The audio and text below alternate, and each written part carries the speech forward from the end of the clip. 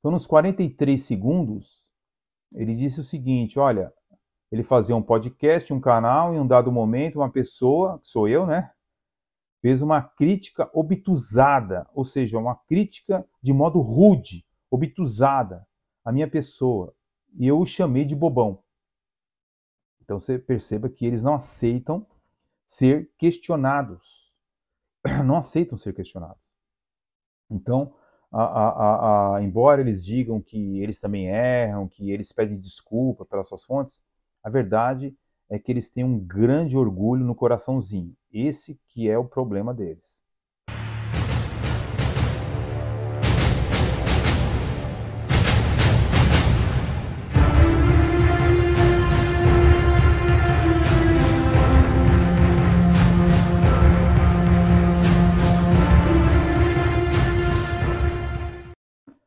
Bem, nos 56 minutos, aliás, segundos, né, do vídeo dele, ele diz então que eu faço afirmativas sem procedências.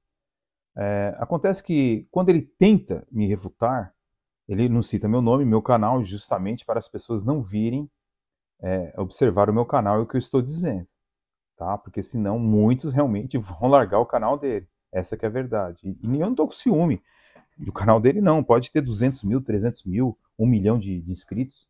Eu não estou preocupado com isso. Estou preocupado com a verdade bíblica e histórica. Eu sei que meu canal nunca vai crescer, tá? Porque a fé monergística, ela não é a maioria, ela é a minoria. Mas eu nunca tive preocupado com isso. Estou preocupado com a verdade bíblica, que a Bíblia me apresenta como verdade, não o que eu acho que é verdade, ok? Então, ele diz que eu faço afirmativas sem procedência, mas as provas é que depõem contra ele, não contra a minha pessoa, entende? No seu livro, por exemplo, Calvinismo Recalcitrante, a pesquisa dele foi muito falha. Mas ele se arrepende disso? Não creio. Ele lançou a segunda edição, né? Não sei se ele ampliou ou tentou tirar algum erro muito grave que tinha no livro. Eu tenho a primeira edição, né? E a pesquisa dele foi falha, como foi falha a pesquisa de David Hunt, quando ele trata de assuntos históricos sobre os reformadores, ok?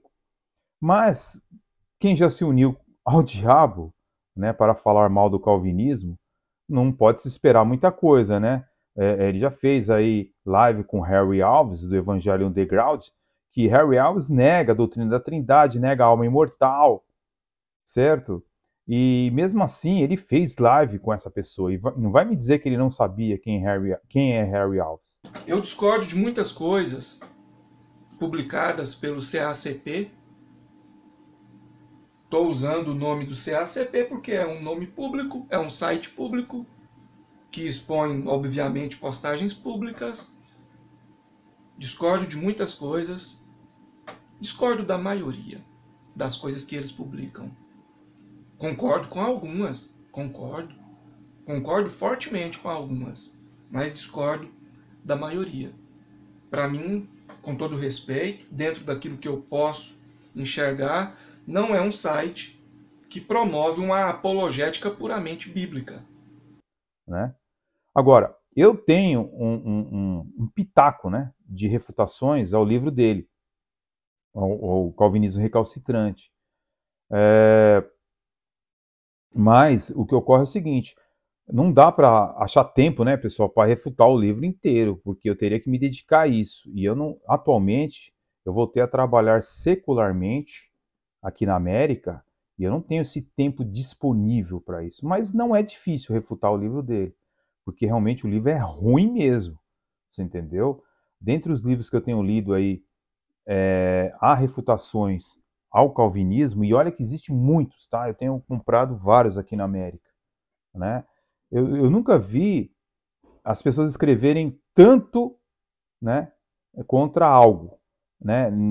Contra os mormons, contra os TJ, contra os adventistas, mas contra o calvinismo, meus irmãos, deve ser mentira mesmo, né? Porque todo mundo se reunido para escrever contra, né? Alguma coisa estranha está acontecendo, né? Agora, o que eu creio é que eles precisam entender uma coisa, né? Eles que querem ser apologética, né? Praticar apologética. Quando a gente vai investigar alguma coisa, a gente tem que falar com procedência, tá? Então, quando a gente vê as declarações do defensor sinergista, né, do presidente do CACP, começamos a perceber que quem faz as declarações sem procedência é ele, de fato. Né? Quando vamos verificar os jocosos argumentos em um debate que ele teve com o pastor Marcos Gangonato, e o seu descortinamento sobre a reforma protestante, sobre os reformadores, observamos que ele está no mesmo nível de Natan Rufino. No mesmo nível. Né? Afinal, Natan Rufino, Natan Rufino diz que não é nem arminiano nem calvinista, né? Quer dizer, o cara está num limbo teológico, né? Não existe isso daí. Mas ele diz, né, Natan Rufino, que esse odeia talvez mais ou igual ao Martinez, né, o evangelho monergístico. Mas Natan Rufino, ele divulga os livros heréticos de Kennedy Reagan, e eu fui praticamente uma das primeiras pessoas a denunciar isso daí. Ele tem site que ele anuncia a confissão positiva, descaradamente mesmo. E o pai da teologia da prosperidade, pai entre aspas, né, porque não foi Kennedy Reagan, mas todo esse ensino de apoderem suas palavras, teologia da prosperidade, essas coisas todas, Natan Rufino apoia, porque ele vende os livros de Kennedy Reagan, né, de Oral Roberts e toda essa galera. Agora, falar mal do calvinismo, aí serve, né, pessoal? Aí é bacana. Você entendeu? Agora, essas pessoas se acham o cara. Talvez o que o Martinez tem medo de falar, né? O senhor Natan fala abertamente, certo? E é isso que eu percebo aqui nesse quesito aí, tá? Natan Rufino coloca o título dos seus canais, dos seus vídeos, né? A diabólica teologia do calvinismo, sabe? A diabólica doutrina do calvinismo, e por aí vai indo.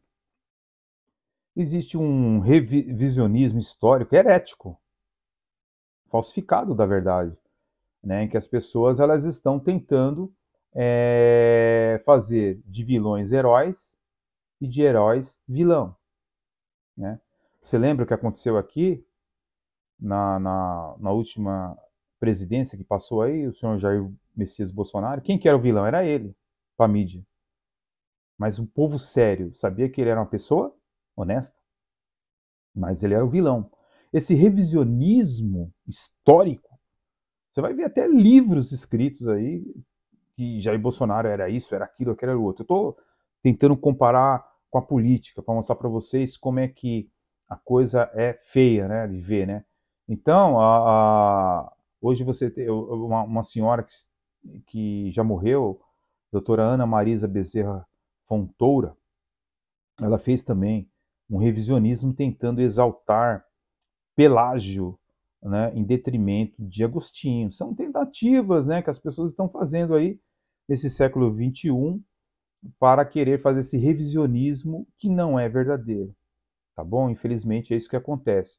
Agora, no debate, qual é o papel do diabo no calvinismo, onde debateu o Grangonato com o Martinez, e fica evidente que o senhor Martinez ficou irritadíssimo com o Grangonato e depois, a qualquer oportunidade que ele tinha, ele colocava o Grangonato com uma arma na mão para dizer, olha, esse cara é demente. E eu já vi afirmativas do Martinez que não são nada tolerantes. Não são nada de uma pessoa que se expressa que tem amor no coração. Tá? Quando ele vai se referir ao pastor Grangonato. Não sou advogado do pastor Marcos Grangonato. Não tem nada a ver com o pastor Marcos Grangonato.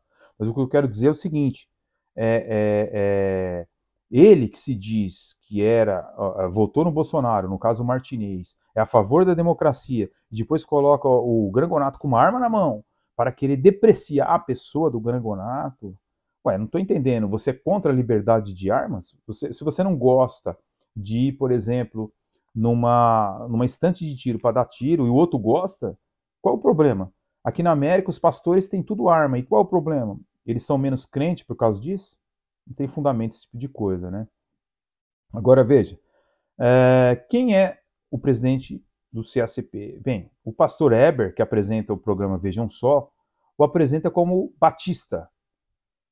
Agora, desde quando batistas são arminianos, né? Por estas e outras razões, né? mencionadas, o historiador batista Justo Anderson afirma que os pais das igrejas batistas primitivas, eles eram calvinistas. Bem, eu estou usando aqui algumas fontes, né,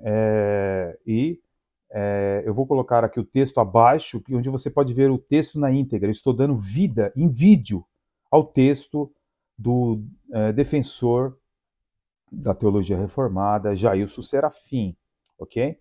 E tenho a informação de que na História dos Batistas, na página 77, volume 2, está escrito o seguinte: primeiro, porque os particulares foram os pais históricos dos batistas modernos. Diz a História dos Batistas, também, volume 1, página 152. Os batistas desejam ser mais coerentes que os mesmos protestantes na prática de seus princípios. Se consideram a ponta de lança da reforma, encontram sua origem denominacional no puritanismo inglês, que era, na realidade, outra forma de calvinismo.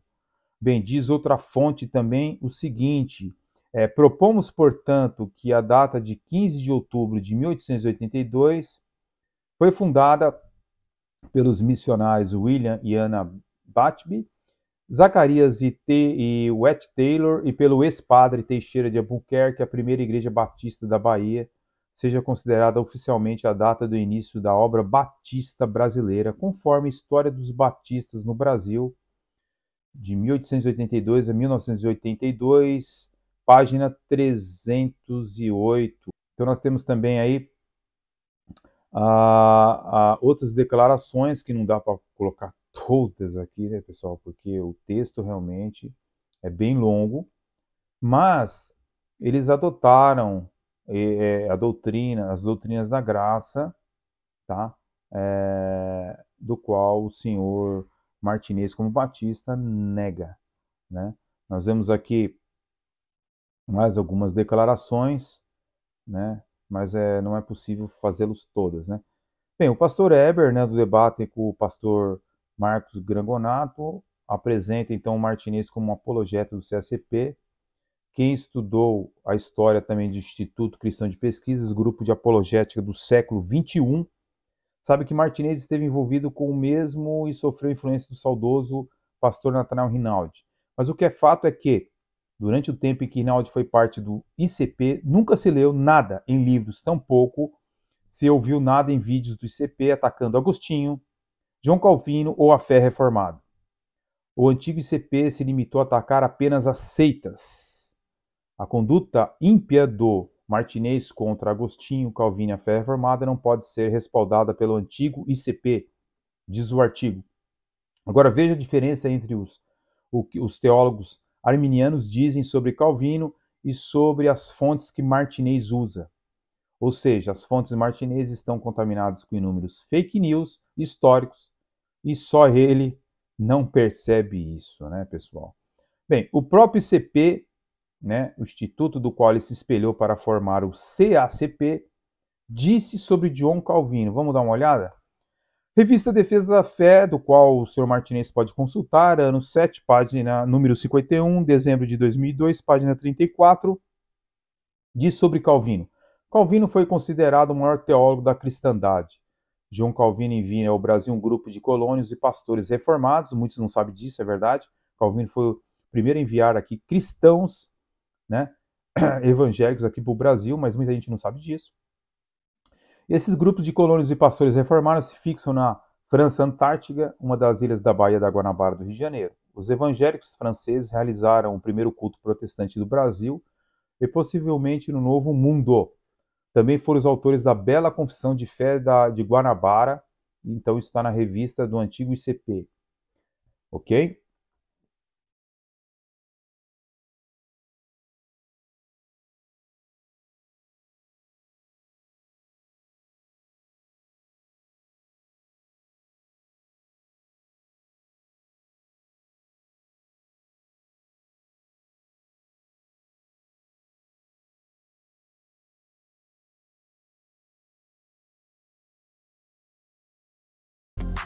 Agora deixe o seu comentário aqui abaixo para que o YouTube entenda que o nosso conteúdo é relevante e possa divulgar este vídeo para mais pessoas. Grande abraço e até o próximo vídeo!